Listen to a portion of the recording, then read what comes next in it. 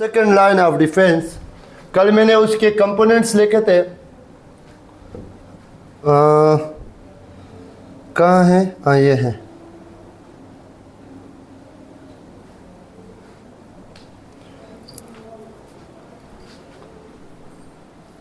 Yo 20 second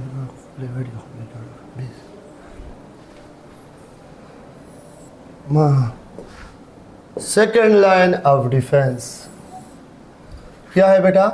second line of defence. जो कल हमने इतना पढ़ा था कि ये नॉन स्पेसिफिक है, ये हमें नॉन स्पेसिफिक इम्यूनिटी प्रोवाइड करता है।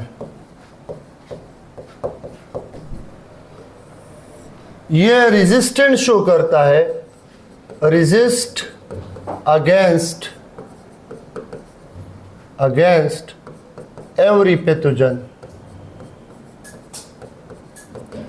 Every type of pathogen, every type of disease.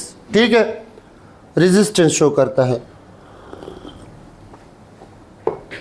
अब इसमें हमने पढ़ा था सबसे पहला कंपोनेंट जो था वो न्यूट्रोफिल था। क्या था बेटा? न्यूट्रोफिल। और न्यूट्रोफिल क्या है? अ टाइप ऑफ WBCs है, a type of WBCs, white blood cell. अब इस पे अगर ईटा का MCQs आ जाए, ईटा का क्या आ जाए बेटा? MCQs आ जाए कि which of the following is which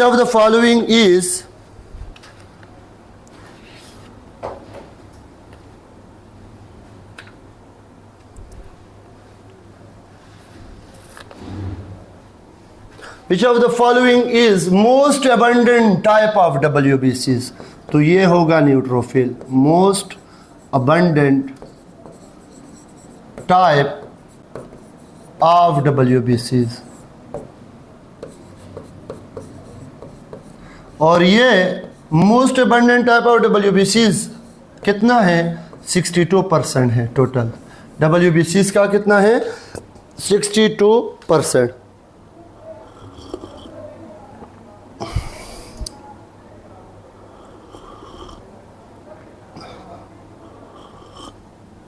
फिर ये न्यूट्रोफिल फेगोसाइटोसिस करते हैं,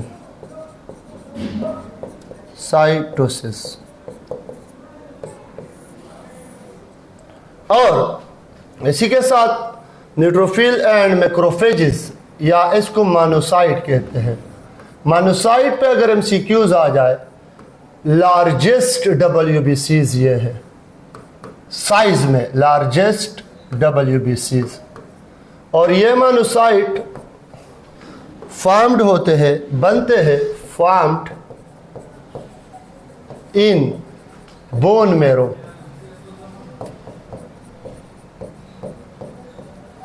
और बोन मेरो से फिर ब्लड स्ट्रीम को मिल जाती है, और ब्लड फिर इसको कैरी करता है टिश्यू में। जब ये टिश्यू में बेटा पहुंच जाते हैं तो इससे बन जाते हैं क्या? इससे बन जाते हैं मैक्रोफेजेस। क्या बन जाते हैं बेटा? मैक्रोफेजेस। और मैक्रोफेजेस का काम क्या है? टू इनगल्फ फॉरेन पार्टिकल, जो बैक्टीरिया भी हो सकता है, एनी फॉरेन पार्टिकल। यो इम्यूनिटी में हिस्सा लेते हैं। किस में हिस्सा लेते हैं बेटा? इम्यूनिटी में। इसी के साथ हमारे पास है natural killer cell. Natural killer cell, NK cell.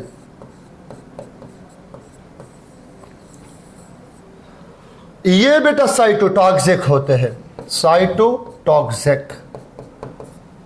और ये रोल प्ले करते हैं होस्ट रिजेक्शन में भी रोल प्ले करते हैं, और साथ में इन्फेक्टेड वायरल सेल को भी रिजेक्ट करते हैं। और इसके पास मौजूद होता है, इसके पास मौजूद होते हैं बेटा क्या, natural killer cell contain special protein, contain special protein जिसको कहते हैं परफोरीन, और एक एंजाइम होता है जिसको कहते हैं ग्रेंजाइम, जो असल में है प्रोटीएज, प्रोटीएज। अब देखें इसकी मैं मैकेनिज्म लिख दूं, ये हमारे पास एक क्या है, बैक्टीरियल सेल है फॉर एग्जांपल, या ये हमारे पास वो है क्या नाम है, नेचुरल किलर सेल, ठीक है। और ये हमारे पास एक बैक्टीरियल सेल है, ठीक है,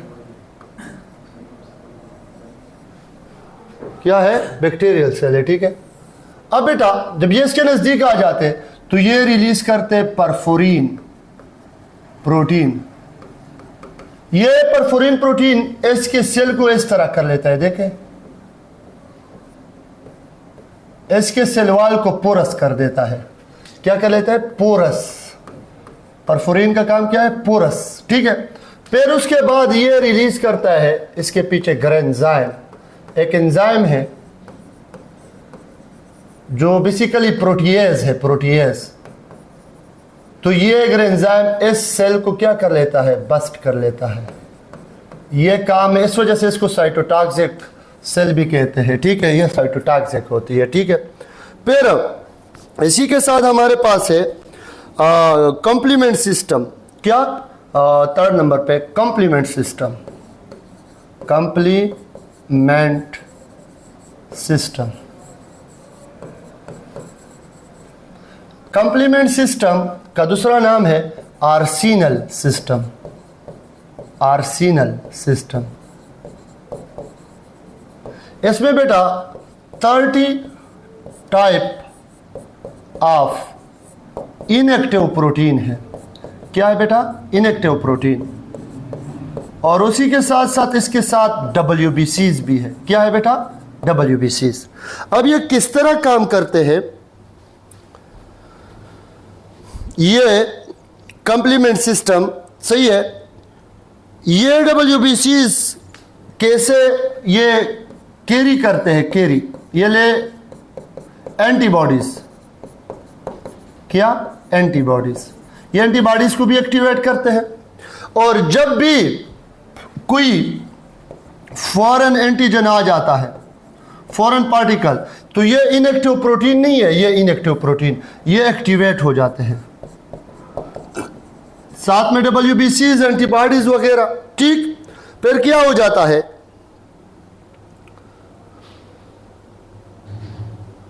ये सारे क्या कर लेते हैं, एक साथ मिलके inactivate the bacterial cell, inactivate the bacterial cell. अगर बैक्टीरियल सेल आ जाए तो इसके खिलाफ कौन काम करेगा, ये कौन है, ये हमारे पास एंटीबॉडीज, इनएक्टिव प्रोटीन और WBCs, ये मिलके कॉम्प्लीमेंट सिस्टम बना के उस बैक्टीरियल सेल को इनएक्टिवेट करेगा, क्या करेगा, इनएक्टिवेट करेगा, ठीक। अब बेटा जो नंबर 4 नंबर पे इसमें आता है वो है इंटरफेरॉन, क्या है बेटा, इंटरफेरॉन, क्या है, इंटरफेरॉन। अब बेटा इंटरफेरॉन क्या है, फॉर एग्जांपल इसका डिफिनीशन ये है, एंटीवायरल प्रोटीन है, ये एंटीवायरल प्रोटीन, क्या है बेटा, एंटीवायरल प्रोटीन। और ये एंटीवायरल प्रोटीन किस तरह होते हैं, फॉर एग्जांपल ये interfere with replication of viruses करता है,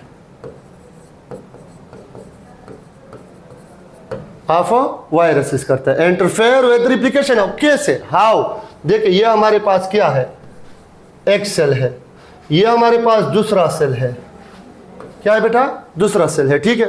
अब देखे, अब देखे, अब देखे, अब देखे, देख एक वायरस आ रहा है, ये वायरस है, ये वायरस है, इस वायरस ने अटैक किया किसको? इस सेल को, इसने इसको अटैक किया और ये इन्फेक्टेड हुआ। क्या हुआ बेटा? इन्फेक्टेड हुआ। अब जब ये इन्फेक्टेड हुआ तो ये सेल नहीं है, ये इस सेल को मैसेजेस कर लेते हैं, इसको कहते हैं सेल सिग्नलिंग। ये इसको मैसेज कर लेता है कि मेरा तो भेड़ा गर्क हो गया, आप तैयारी पकड़ ले। ये क्या कर लेता है? इस सेल को मैसेज दे देता है और ये पहले से इंटरफेरॉन तैयार कर लेते हैं। तो ये वायरस जब इस सेल को बस्ट कर लेता है और बाहर निकलता है, ठीक, और इस सेल की तरफ आना शुरू हो जाता है, यहां पे एंट्री करता है, तो ये इंटरफेरॉन इसको अटैक कर लेता है और इसकी जो वो होती है, देखें, इसकी जो रिप्लिकेशन होता है उसको रोक देता है। अंडरस्टैंड? इस तरह ये काम करता है। अब इंटरफेरॉन के 3 टाइप्स है। इंटरफेरॉन के 3 टाइप्स है, इंटरफेरॉन अल्फा, इंटरफेरॉन बीटा और इंटरफेरॉन गामा। अल्फा और बीटा ये प्रोड्यूस करते कौन? ये प्रोड्यूस करते हैं जितने भी कनेक्टिव टिश्यू है, ये प्रोड्यूस करते हैं इसको, ये प्रोड्यूस करते हैं WBCs, फाइब्रोब्लास्ट सेल, ये सारे ये प्रोड्यूस कर सकते हैं। जबकि ये produce by activated T cell, produce by activated T cell, activated of T cell, activated of T cell. ये हो गया हमारे पास क्या?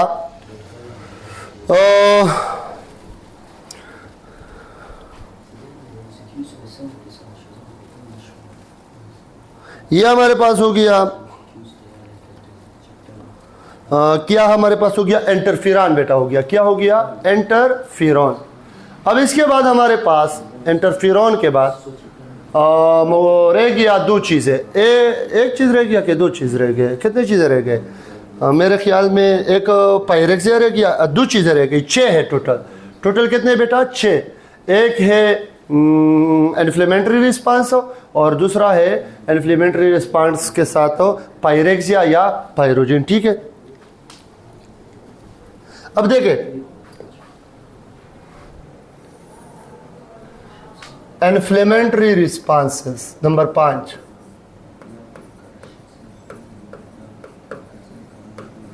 अब कोई कहेगा कि ये इन्फ्लेमेशन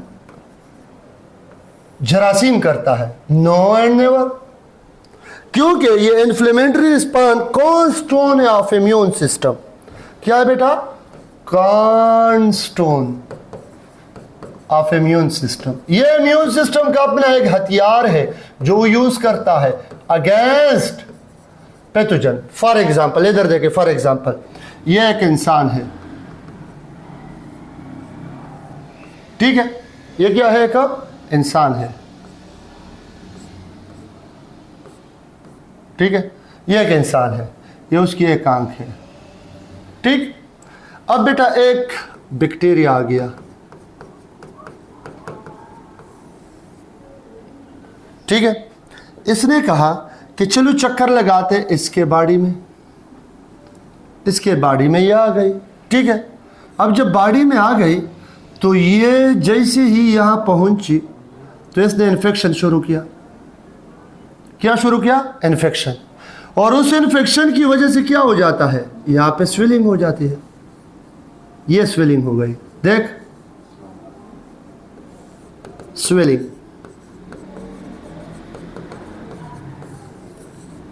इन्फ्लेमेशन हुई। अब आप कहें कि सर ये किस तरह इम्यून रिस्पांस है? ये तो बैक्टीरिया आ गया। बेटा याद रखें, जैसे बैक्टीरिया यहां पे कोई टॉक्सिन रिलीज करता है, ये जैसे रिप्रोडक्शन शुरू कर देता है, तो यहां पे क्या इम्यून सेल को पता चल जाता है, किसको? इम्यून सिस्टम एक्टिवेट हो जाता है, किसके थ्रू? ब्रेन के थ्रू। और उसको बताया जाता है कि क्या करना है, यहां पे तो सेल डेथ हो जाती है उस इन्फेक्शन की वजह से, अब सेल डेथ जब हो जाती है तो यहाँ पे सेल्स होते हैं, देखें यहाँ पे ये डेड सेल केमिकल रिलीज करते हैं और वो केमिकल क्या होते हैं, वो अट्रैक्ट करते हैं किसको, इम्यून सेल को, लाइक किसको, मैक्रोफेजेस को। मैक्रोफेजेस को आवाज देते हैं यहां जाओ, न्यूट्रोफिल को आवाज देते हैं यहां आ जाओ, हमें घेर लिया गया है, ठीक है।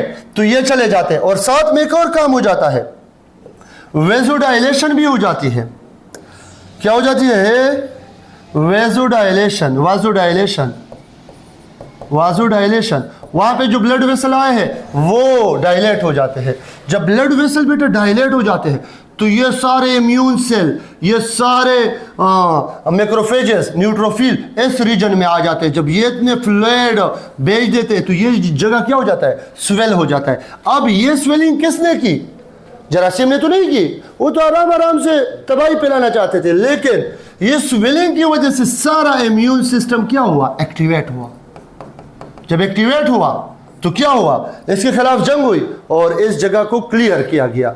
जब तक ये जगह क्लियर नहीं होगा, आप देखें आप पे जब कोई इन्फेक्शन आ जाता है तो ये जगह इतना क्या हो जाता है, स्वेल हो जाता है, टिश्यू डेथ हो जाती है। लेकिन जैसे ही ये जख्म ठीक होता है वो स्वेलिंग आराम आराम से गायब होती है, ठीक। जैसे ये जख्म कंप्लीट ठीक हो जाता है स्वेलिंग भी खत्म। तो ये स्वेलिंग बेटा, इन्फ्लेमेशन बेटा असल में क्या है, इम्यून सिस्टम का अपना किया धरा है। इम्यून सिस्टम अपने ही तरीके से इस पैथोजन को इनकाउंटर करने की कोशिश होती है, ठीक है। ये हमारे पास क्या हो गया, inflammatory response, one of the immune response, इसको कहते हैं inflammatory response is one of the immune response. Number छठा जो है वो है बेटा पायरेक्सिया। क्या, पायरेक्सिया। पायरेक्सिया भी किस में आता है बेटा, सेकेंड लाइन ऑफ डिफेंस में आता है। किस में आता है, सेकेंड लाइन ऑफ डिफेंस में।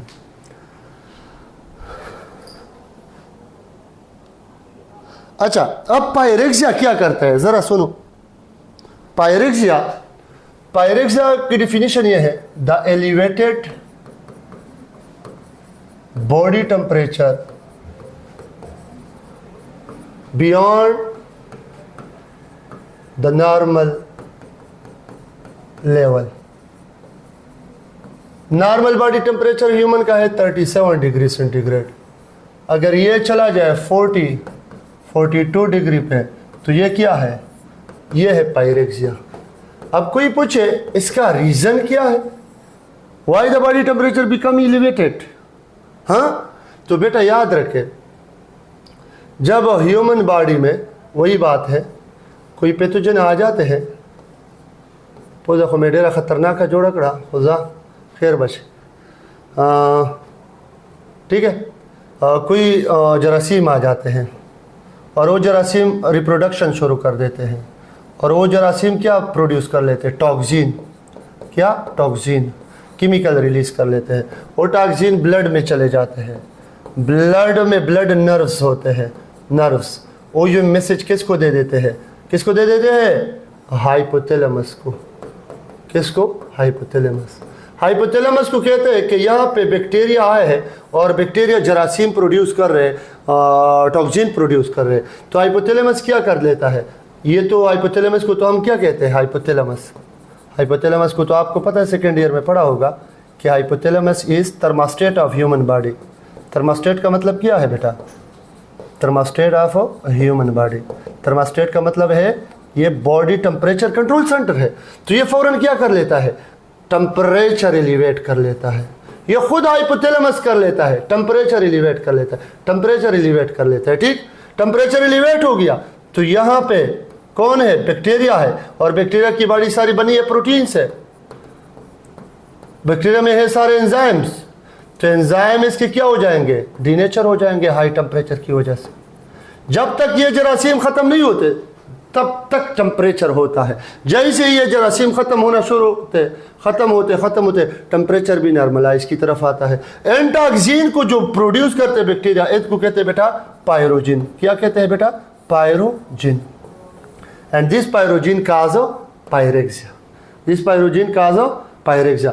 अब आपसे कोई पूछे what is the importance of fever, importance of fever क्या है बेटा या पायरेक्सिया? इसका काम है एक्टिवेट कर लेता है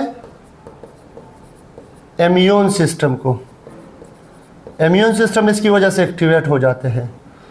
मैक्रोफेजेस, न्यूट्रोफिल, जितने WBCs है ये सारे काम पे लग जाते हैं और क्लियर करते हैं बॉडी को from pathogen, from pathogen, from pathogen, from pathogen, from pathogen. देखिए बेटा, जिस तरह मैंने यहां पे बता दिया, जिस तरह मैंने यहाँ पे पायरेक्सिया की बात कही, बिल्कुल इसी तरह ये जो हमारे पास इन्फ्लेमेटरी रिस्पांस है ये भी हमारे इम्यून सिस्टम का अपना काम है। और इसी तरह यहाँ पे जो हमने पायरेक्सिया बता दिया ये भी हमारे इम्यून सिस्टम का क्या है, अपना काम है। याद रखें इम्यून सिस्टम यहाँ पे हाइपोथैलेमस टेम्परेचर इंक्रीज करता है और यहाँ पे जो केमिकल रिलीज करते हैं डेड सेल्स वो अट्रैक्ट करते हैं इम्यून सेल को, वो सारे ब्लड वेसल के थ्रू आ जाते हैं और यहाँ पे बहुत सारा फ्लूइड जमा हो जाता है जिसकी वजह से क्या होता है, इन्फ्लेमेशन होता है। क्या होता है, इन्फ्लेमेशन। तो ये भी इम्यून सिस्टम का अपना कमाल है और ये भी इम्यून सिस्टम का क्या है, अपना कमाल है। जब तक आपकी बॉडी का टेम्परेचर तब तक बड़ा होगा जब तक ये पायरोजीन्स, ये बैक्टीरियल सेल हाई टेम्परेचर की वजह से इनकाउंटर ना हो जाए। Is it clear? गुड, शाबाश।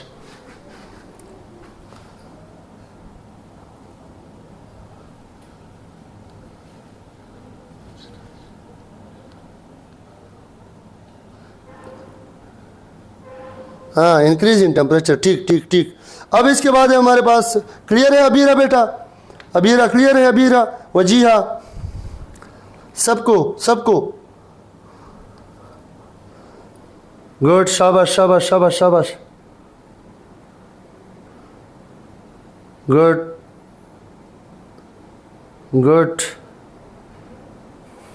अच्छा, फिर हम मूवमेंट करते हैं, मूव होते हैं toward third line of defence की तरफ, जो बहुत इंपॉर्टेंट है बेटा। कुछ लोग कहते हैं कि फर्स्ट लाइन है, सेकंड लाइन है, थर्ड लाइन नहीं है, थर्ड लाइन है, फर्स्ट लाइन। बेटा इतना लंबा कोर्स नहीं है इसमें, ठीक है? तो थर्ड लाइन भी हम थोड़ा बहुत डिस्कस कर लेते हैं, ठीक है? अजमत बेटा आप तो अभी आ गए। थर्ड लाइन ऑफ डिफेंस,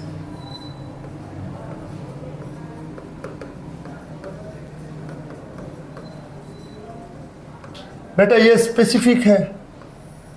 क्या है? स्पेसिफिक। ये अगेंस्ट स्पेसिफिक एंटीजन काम करता है। और थर्ड लाइन ऑफ डिफेंस में दो तरह के इम्यूनिटी होते हैं, ये बहुत इंपॉर्टेंट है ये पॉइंट। एक को कहते हैं एंटीबॉडी मीडिएटेड इम्यूनिटी, गौर से सुने इसको, रिपीट नहीं करूंगा। इसका दूसरा नाम है होमोरल इम्यूनिटी,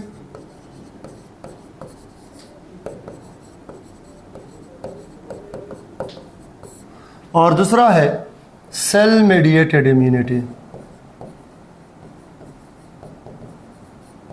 सेल मीडिएटेड इम्यूनिटी। अल्लाह अकबर, ठीक है, निज़ाम सही है। हाँ बेटा ये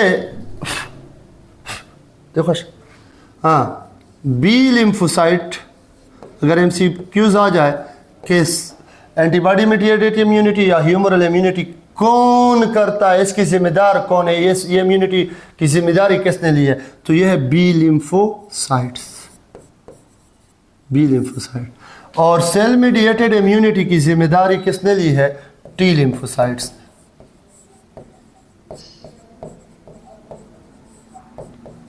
किसने? T lymphocyte.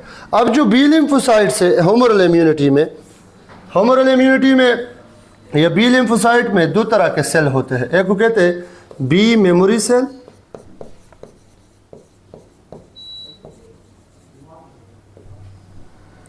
और दूसरे को कहते हैं प्लाज्मा क्लोन सेल।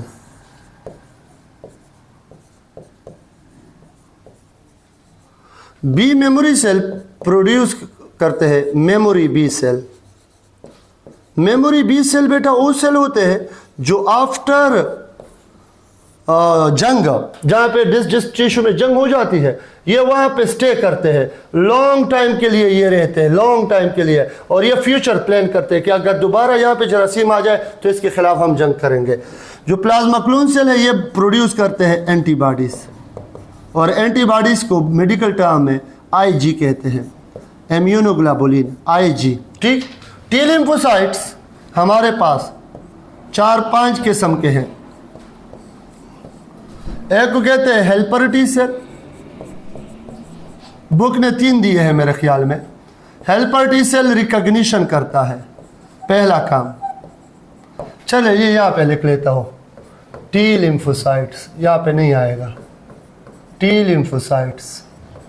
अब ये बात भी याद रखें कि टी लिम्फोसाइट्स को थाइमस की वजह से टी नाम दिया है, क्योंकि ये थाइमस में ये टी लिम्फोसाइट प्रोड्यूस होते हैं बोन मेरो में। कहाँ पे बेटा? बोन मेरो में। फिर इमेच्योर सूरत में ब्लड को मिलते हैं, इमेच्योर हालत में, इमेच्योर सूरत में किसको मिलते हैं? ब्लड को, और ब्लड इसको कैरी करता है थाइमस में। थाइमस में फिर इसकी क्या होती है? मैच्योरेशन या रिक्रूटमेंट, मैच्योरेशन या रिक्रूटमेंट। ठीक है, थाइमस में ये मैच्योर हो जाते हैं। ठीक है, इस वजह से इसको टी लिम्फोसाइट कहते हैं। बी लिम्फोसाइट को बी क्यों कहते हैं? क्योंकि ये बर्सा फेब्रिकस, बर्ड्स के रेक्टल ग्लैंड के साथ एक जगह है। फॉर द फर्स्ट टाइम इसकी डिस्कवरी यहाँ पे हुई थी, इस वजह से इसको बी लिम्फोसाइट कहते हैं। अब एक है इसमें हेल्पर टी सेल। कौन सा टी सेल बेटा? हेल्पर। हेल्पर टी सेल कौन से है? हेल्पर टी सेल ये एक्टिवेट करते हैं किसको? बी और टी सेल को। ठीक है, दूसरा इसका काम है रिकॉग्निशन, पहचान कि कौन अपना है कौन पराया है। ठीक है, सेकंड हमारे पास है किलर टी सेल या cytotoxic T cell. Killer T cell या साइटोटॉक्सिक, ये direct kill the pathogen, direct kill the pathogen.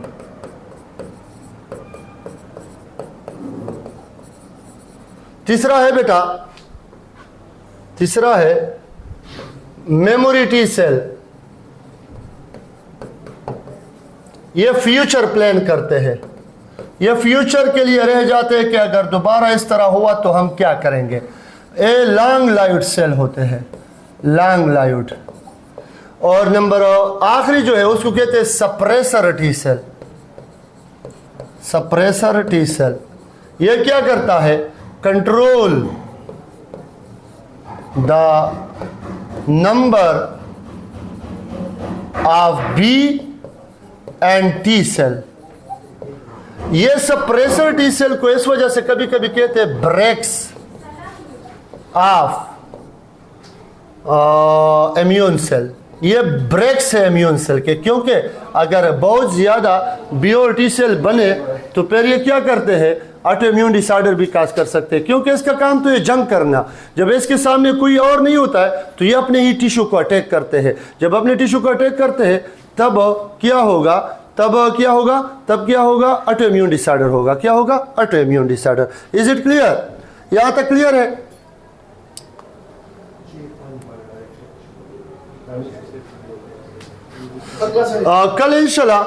कल इंशाल्लाह हम एंटीबॉडीज पढ़ेंगे और साथ में नए चैप्टर का आगाज करेंगे। Types of antibodies, structure of antibodies, और ये कुछ पॉइंट और कुछ एमसीक्यूज। ठीक है, फिर उसके बाद इंशाल्लाह नए चैप्टर का आगाज करेंगे। और नया चैप्टर कौन सा शुरू करेंगे? इंशाल्लाह चैप्टर 10 किया था हमने, चैप्टर 10।